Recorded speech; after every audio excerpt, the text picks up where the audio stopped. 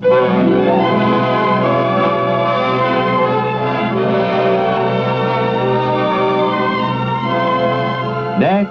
Mary Backstage, Noble Wife, the story of America's favorite family of the Footlights and of their fight for security and happiness against the concrete heart of Broadway.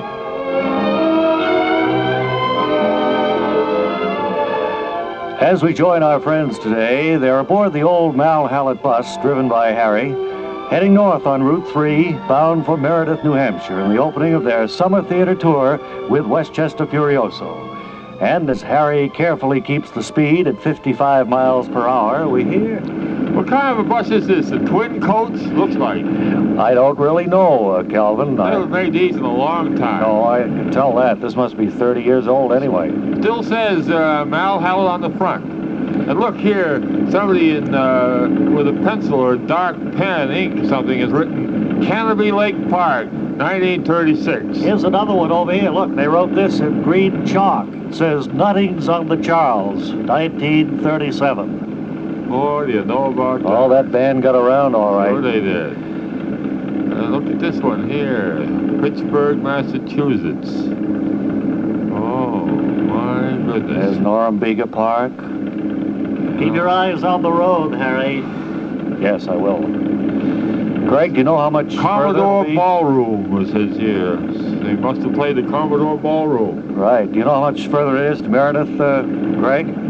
Oh, Greg? Yeah. Isn't back with Barry there, Harry? I was just going over the road map here. Yes. Do you know how far we are away from our destination? Well, we're up through Billerica now. I suppose we should be getting up Nashua in about half an hour or so. And then we'll be up into Meredith another 40 minutes after that. So I don't think we have too much time. You gonna pass that truck, Harry? Well, I was going to try to. I think I've got room enough. I'll give him the horn again. Maybe he'll pull over. Careful, don't want to get in any trouble now. You better not pass, Harry. I think I see a police car back there, back of that car behind us. All right, well, I'll stay in line. Be careful now while you're driving, Harry. We don't want any nonsense up there, do we? Right-o, Mary. Hey, I think that police car is signaling you to pull over, Harry. Yes, I think he is. He's not using his siren, though. Oh, yes, he is. I don't think they want us. They probably want that car ahead with those four guys. Oh, no, they want us. It's us. I'll pull over here.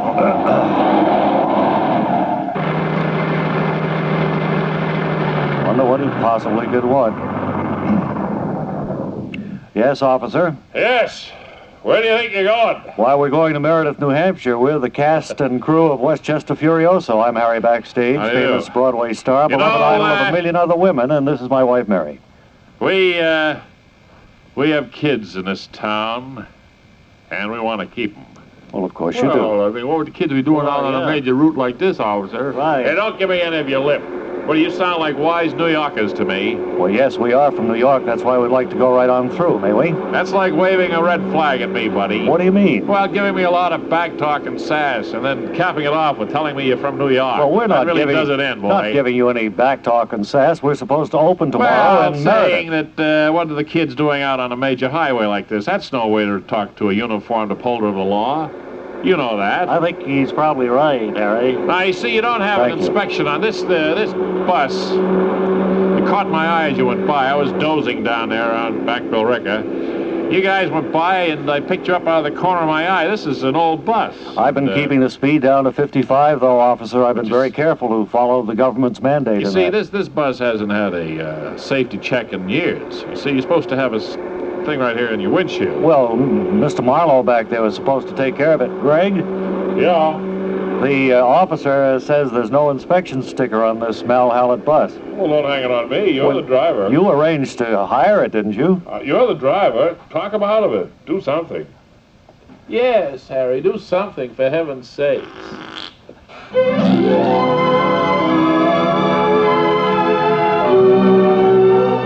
And so a police officer stops the bus carrying our friends to Meredith, New Hampshire. Will they be able to continue on their way, or be delayed in opening Westchester Furiosa. Be sure to join us tomorrow when we'll hear Calvin say, What are you putting cuffs on us for? that's tomorrow in the next exciting episode of Merry Backstage Noble What? Word Car speaking.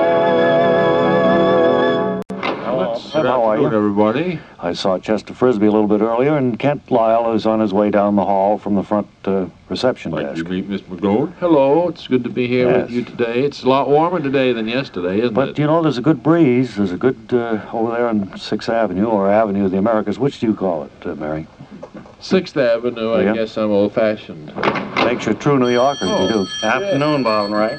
You know, funny you say it's warmer today. It just feels that way. It was 76 yesterday at this time, but of course it was a beautiful, clear, low humidity Yeah. day. Today, humidity isn't that much higher, though. It's only 56%.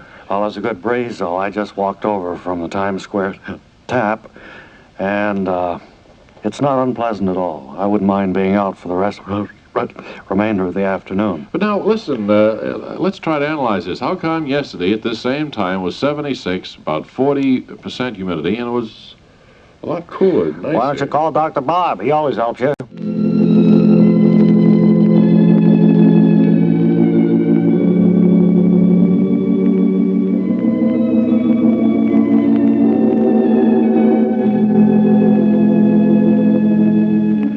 And now the Auburn Motor Company, maker of fine cars up to but not including 1938, brings you another episode of The Gathering Dusk, the heartwarming story of a girl who faces misfortune in a world where she never intended to live. As we look in on the Bessinger household today, Edna is feeding both goldfish in the downstairs dining room. It's late afternoon, and Dr. Isley, the director of the Red Boiling Springs branch of the county health department, has just arrived. Oh, it's you, Deputy County Health Director Isley. I'm glad you could come so soon. I was afraid you might be out joyriding somewhere in that new trailer of yours. No, I don't use that trailer for pleasure at all, Miss Bessinger. It's the county's mobile X-ray unit. Well, I suppose you could get an X-ray machine in a trailer that big, but you'd certainly have to cut down on the size of the bar and the liquor cabinet. Well, there's no bar or liquor cabinet in there, just a lot of medical equipment. That seems rather strange. Where do you sleep when you take it on camping trips? I don't take the trailer on camping trips, Miss Bessinger. That's not what it's designed for. Well, that's really a pity. I always thought that half the fun of having a trailer would be to go on camping trips. Well, if you have a house trailer, I guess that's true. Well, that's my whole point. If you just shopped around a little, I'm sure you could have found one with beds and a little kitchen and all the other conveniences. Yes, I suppose so. And if you think we made a bad purchase, I'm not going to argue the point with you. But I don't imagine you called me over here just to discuss the trailer anyway. No, you're entirely right about that, Deputy County Health Director Isley. I was reading in the paper this morning about the big yellow fever outbreak, and I'm just sure I've caught it. Well, I don't think that's possible, Miss Bessinger. That epidemic they were describing in the paper is somewhere in Pakistan. We haven't had a case of yellow fever in this county for many years. Well, I don't know how I caught it, but I have all the symptoms. The heat's been turned off here in the house for months, and still I feel as though I'm burning up with fever. Well, it is terribly warm in here. Heat seems to be pouring through that doorway from the kitchen. And I can see you have your oven door open. Is there any chance the oven could be turned on? Great suffering catfish. That's a strong possibility, Deputy County Health Director Isley. I was so disappointed when my cake fell this morning that I just stalked out of the kitchen in a huff. And I'll bet having the oven turned on full blast all day could make me think I was running a high fever. My stars, you just can't know what a relief it is to find out that my condition is curable. I suddenly feel as if I'm no longer standing in the gathering dusk.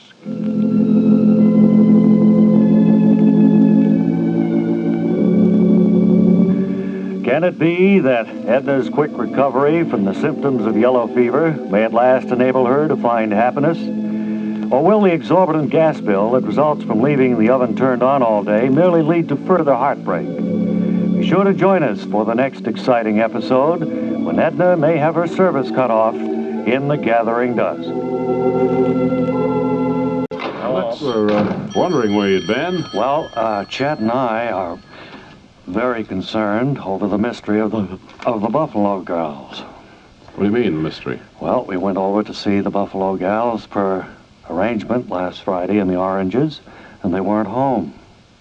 And we called them on Sunday, and they weren't home. Oh, maybe... Called them this morning, and they weren't home. Did they answer the phone and say we're not home, or...? No, they just didn't answer. No answer? Oh, well, They didn't tell us they were going anywhere. As far as we knew, they were going to stay in town. Well, you know, it was a week, and maybe they went away somewhere. Could very well be, although you had made plans to meet them Friday? Friday night, that's right. Oh, I think that we have something on our hands here. I don't hope they're not trying to dodge us. Do you think that would be possible, or...? Well, I wouldn't want to make an observation along those lines for fear of hurting your feelings, but you fellas haven't exactly been, the most gallant gentlemen ever. You haven't really been a couple of Romeos like they may be expecting, you know. You weren't, as they say, exactly Mr. Excitement as far as the Buffalo girls go. Well, no, I fell asleep on the sofa a couple of times. Right. And then I backed the car over the lawn once. Right, and burnt the lawn badly. Burnt the lawn, but we fixed that all up. I don't see how they could be holding that against us now. Well, I don't know what to say. I'm lost for an answer. Maybe try to call them a little bit later right here on the air, and maybe we can... That's a good idea. I'll do that. Let's do that, and we'll get it right on the air, and everybody will know what happened. Okay, Ray, you made me feel 100% better. I hope so. I don't want you to worry needlessly. I'll be back. Very good.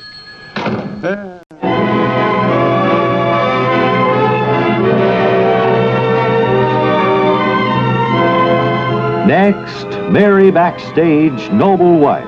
The story of America's favorite family of the Footlights and of their fight for security and happiness against the concrete heart of Broadway.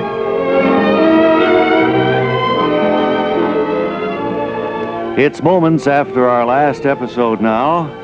Harry, Mary, Pop, Calvin, and Greg Marlowe, together with other members of the Westchester Furioso cast, have been stopped by a policeman in Billerica, Massachusetts.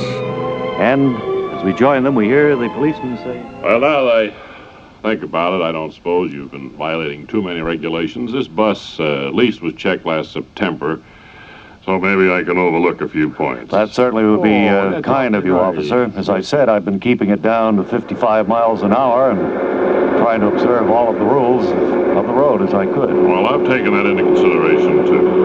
And I want you to feel welcome here in our Bay State. And I understand now that you're very famous people, and although I've never seen you perform, I can tell by the cut of your jib that you're all right. I am the beloved idol of a million other women. No need to insult us that way. You didn't say anything about the cut of your jib. He certainly doesn't talk like somebody from Billerica.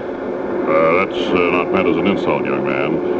I'm not originally from this area. Oh, I see. Have you taken voice lessons? Or? No, I was here at Fort Devens, and I loved it here so much I thought I'd stay on. No, originally I'm from Woonsocket. I see. Well, thanks again, officer. We'll be on our way then, I guess, to Meredith, New Hampshire. Thanks again, officer. Listen, if you're ever in New York, I'm a big Broadway producer. Listen, you have a good time, you hear? And if you ever get up to Meredith, New Hampshire, drop in and see our show if you can. Yes, we'll give you free tickets to the show if you can drop in. Greg, I'm going to start the bus now. Fine. Go right ahead. Well, we got out of that mix-up pretty well. Yes, we certainly did. That was great. He certainly turned out to be a different sort of chap than I thought.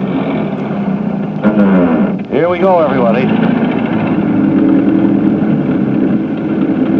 Look at that cloud of smoke coming out the rear. This is really burning oil. Yeah, it does. Needs a rake job, but we'll be able to get to Meredith all right. And 2 hours later, Harry pulls the bus onto Main Street in Meredith, New Hampshire. This it, I guess. It's not Main Street, though. This is High Street, but it's just the street above me. Well, the hotel is on Main Street, isn't it? Makes no difference. It's only a short walk. Where are we staying, Greg? Staying in a hotel on Main Street. Uh-huh. Well, I'd better go over another block then. Yeah. If I can start the bus. Don't make any left turns here. We don't want to cause any grief, you know. Yes, I know. You know, this bus has burnt almost 3 quarts of oil since we were stopped by the police officer back there in Billerica. Well, that was 2 hours ago. That's not too bad. All right, just go up the block and then down to Main Street. Right. All right. This is it, I guess. The new Meredith house. That's it. That's it, the new Meredith house. Calvin and I will help get the baggage out you want to go in and register, Harry. All right. Well, let me go with you, Harry. Maybe Greg should register for all of us since he's producing I'll the stay show. here and supervise the unpacking. I want you to sign, Harry. All right, Greg. Good. For all of us, if you would. Don't quite understand, but I'll be glad to do that. I'll be right back. Come on, Mary. Fine, all right. Well, there they go. Yeah. Not too many people here, is there? No, but the hotel doesn't look too bad. Got a new coat of paint on it. Yeah. I suppose all the people are out in the fields working, don't you? All the natives. I understand this is a wonderful place to buy lace. Maybe they're all at home making lace. This is the lace capital of the world. Is that right? Meredith, New Hampshire. I didn't know that. That's what I heard. Huh. And I know they're a theater-loving good crowd. place to look for rocks, too, they say. Oh, gem rocks? All kinds of rocks. Some are semi-precious and some are precious. Uh-huh. Look, right here on the street, for instance. Is that a precious rock? No, that's just a plain old stone. It's not I thought you went with Harry, Mary. What's that? I say, I thought you went with Harry to register.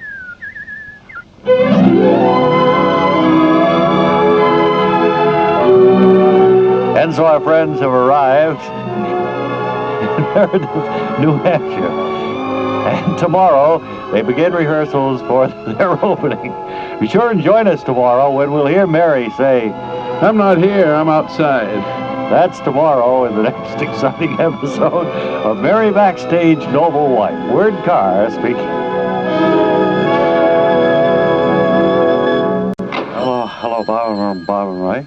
Kent was telling us a rather scary development in your relationship with the Buffalo Gals. Oh, what was that? He was saying that you called on them on Friday per arrangements that had been made, and they weren't home.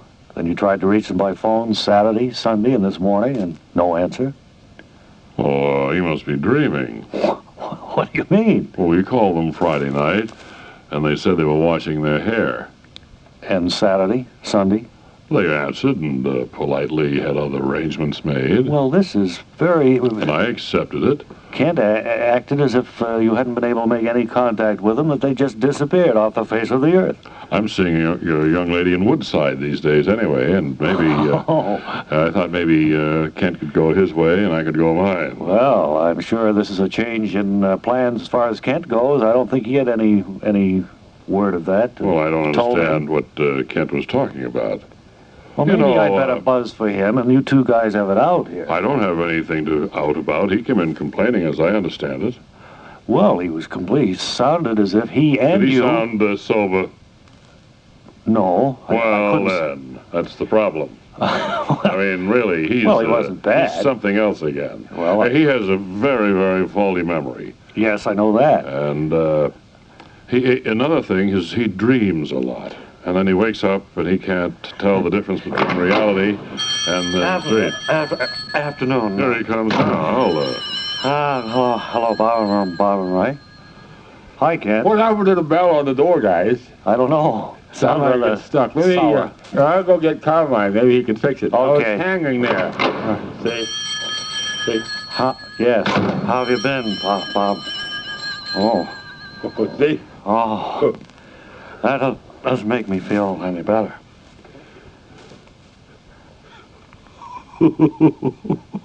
Well, Well, what?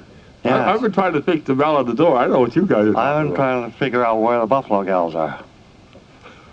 Well, don't look at me, buddy. Oh, hello, Chad. Hi, how you been? What's all this baloney about you calling the Buffalo Gals and they're not home and one thing and another? I called them Friday night and they said they were washing their hair. Well, they didn't answer the phone when I called them. I wonder why they'd give you one story and wouldn't answer the phone for me. You don't have any idea why that would be, eh? Uh-oh. Hey, look, guys. We got to get everybody over to the other studio for the backstages. Come on, let's have a commercial. Then everybody... Uh-oh. Listen to that bell. Oh, boy.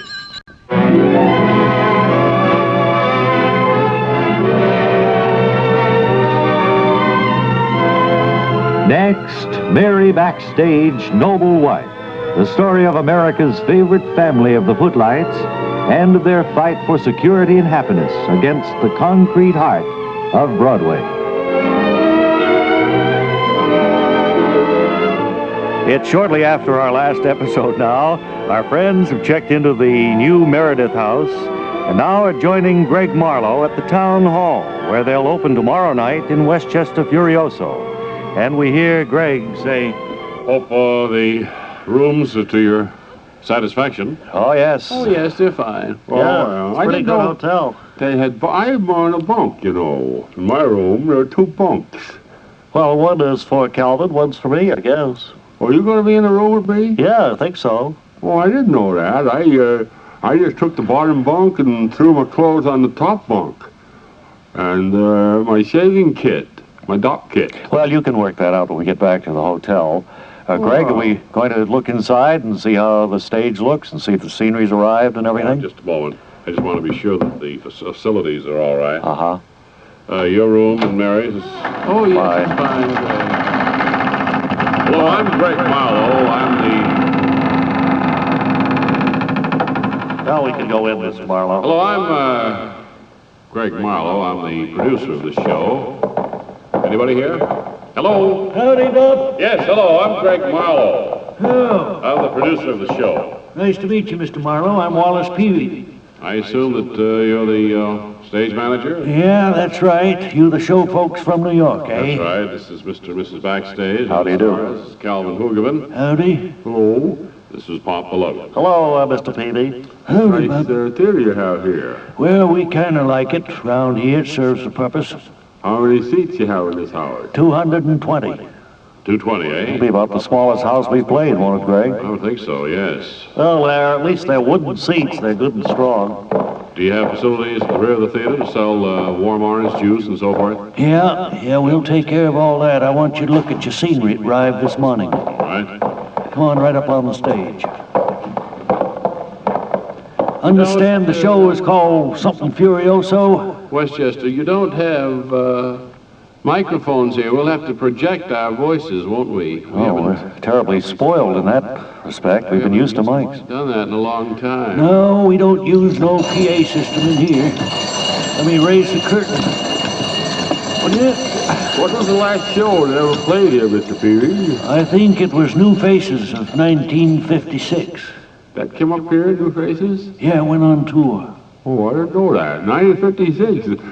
There hasn't been used in almost 20 years, I gather. What have you been doing all that time, Mr. Peavy? Well, just making sure that nobody walks off with nothing. Well, there isn't anything here to walk off with. Even the chairs aren't upholstered, are they? No, not upholstered. Keeps the audience awake. Yeah. How old is this theater? Oh, she goes back to 1871, I think. Oh, my, it's all... Look, I'm out here. Look, in back of the seats, What's that, Mary? there's a little peppermint dispenser. It calls for a nickel. Get a box of peppermints. That shows you how old this theater is. Yeah, there's a few peppermints still in there in some of them. Well, I don't think I want to have those peppermints. They're probably petrified. Petrified is hardly the word. They're scared stiff. Now, if you folks want to go on finding fault with the theater... No, we're not finding fault. We just get a kick out of you rubes, you know. Yeah, well, us apple knockers ain't as petrified as you may think. I know. Well, if everything's all right, I'm going to lock up here. What do you mean lock up? We want to have a run-through. Sure. I mean, you're going to go through the show right here? Well, we have to, of course. Have the musicians arrived yet? I ain't seen them, no. How's the sale going? Well, Ticket sales? up through now, we've sold about 52 seats. And I understand they're all in the balcony. That's right. You got nobody down in the orchestra yet. But I think they'll go. There may be a sale at the door, you know. Uh-huh. Well, as they say in New York, break a leg.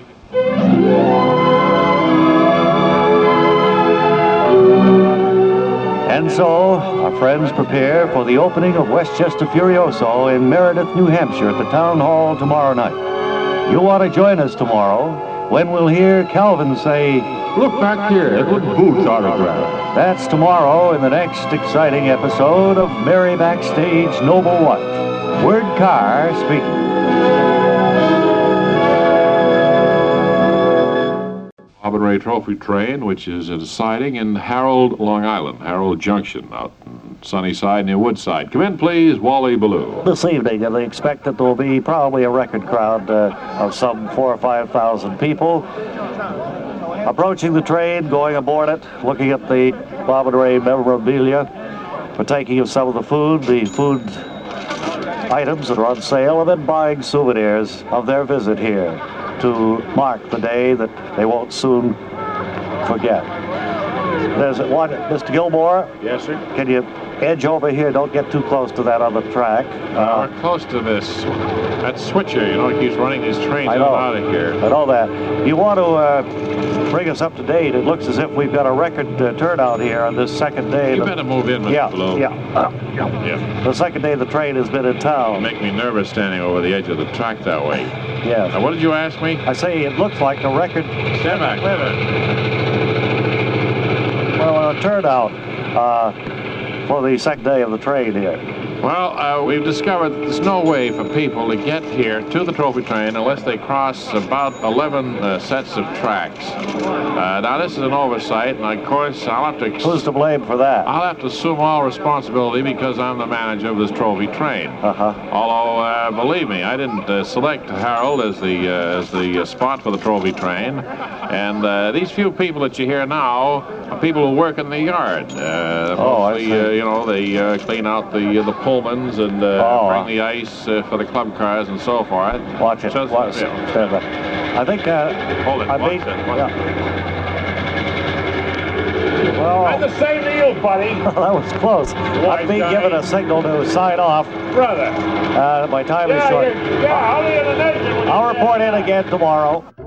Have a good evening and a pleasant tomorrow. Till then, Ray Goulding reminding you to write if you get work. Bob Elliott reminding you to hang by your thumbs. This is WOR New York.